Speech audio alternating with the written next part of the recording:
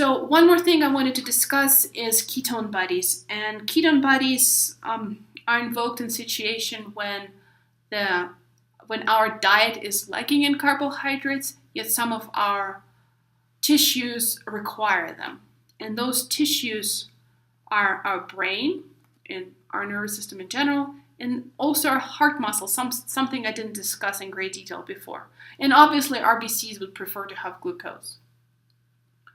I mean, they have to have glucose. They are the ones that are obligatorily required to only digest glucose because they don't have mitochondria to deal with acyl-CoAs. So what can brain and heart muscle and RBCs eat, aka utilize for ATP production when there is no glucose around? When you're an Inuit and you're just eating seal fat for all of winter? Well, ketone bodies. And ketone bodies have these fancy names because they were originally named ketone bodies because there was actual deposits in tissues of people who died from diabetes. They're not actually bodies, they're just three molecules: acetoacetate, 3-hydroxybutyrate, and acetone. And they are byproducts of, they can be made from acetyl-CoAs when acetyl-CoA is the only fuel source. And the reaction is shown here as follows. 3-hydroxybutyrate can be formed from acetoacetate, and acetone is a byproduct of this conversion. And acetoacetate in turn is formed from two molecules of acetyl-CoA known as acetoacetyl-CoA. Now, acetone, acetoacetate, and hydroxybutyrate are created in the liver when no glucose is to be had, or the protein stores have the protein overabundance has been exhausted in order to create glucose from protein sources. So then these three molecules are put into the bloodstream, and tissues that are able to metabolize ketone bodies, such as brain and heart muscle, will take them up and use them in order to fuel their metabolism.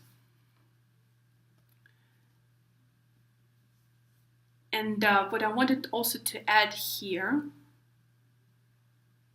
is that our brain our brain does not necessarily start metabolizing ketone bodies right away, but it needs to be a transcriptional change needs to occur in our nerve cells in order for them to start using ketone bodies as their preferential fuel source.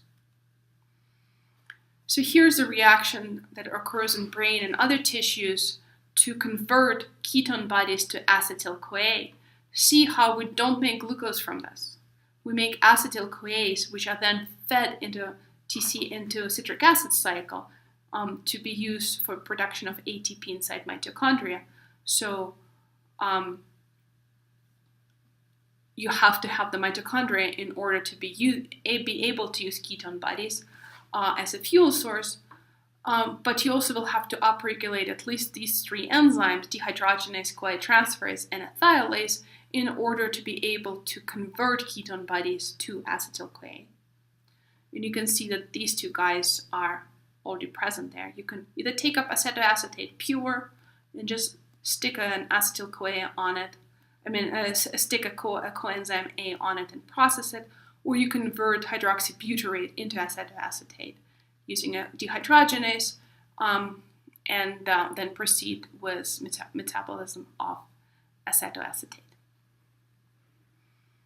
Because both acetoacetate and hydroxybutyrate are moderately strong acids, if there is too much of ketone bodies inside our bloodstream, they can cause acidosis, which is a byproduct of diabetes in uncontrolled diabetic patients.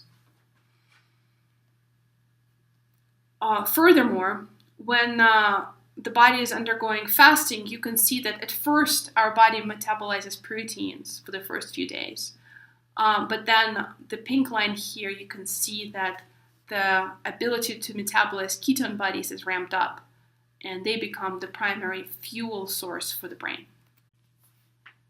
So as I was just mentioning, in in diabetes, ketone bodies begin to accumulate in the blood, primarily due to the fact that our cells cannot take up glucose because insulin is not signaling to them to take up glucose. And a side effect of dearth of glucose is that oxaloacetate, an important intermediate of the citric acid cycle, can become depleted over time. And oxaloacetate is synthesized, a new oxaloacetate is synthesized from pyruvate using the pyruvate malate oxaloacetate shuttle that we have in our cells. So if there's not enough oxaloacetate, then the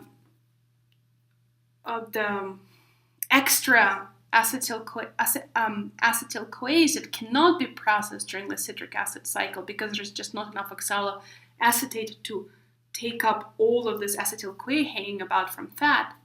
The leftover acetyl-CoA is then packaged into ketone bodies. Remember, ketone bodies are synthesized from two acetyl-CoA molecules to make acetoacetate. They are packaged into ketone bodies and sent out back into the bloodstream. Because ketone bodies are acidic, it will cause, after a while, when the ketone bodies accumulate, your blood pH will begin to drop and you will go into a condition called diabetic ketosis. Eventually, this will result in coma and then death. And that was the fate of a lot of children with type 1 diabetes before artificial insulin was able to be made.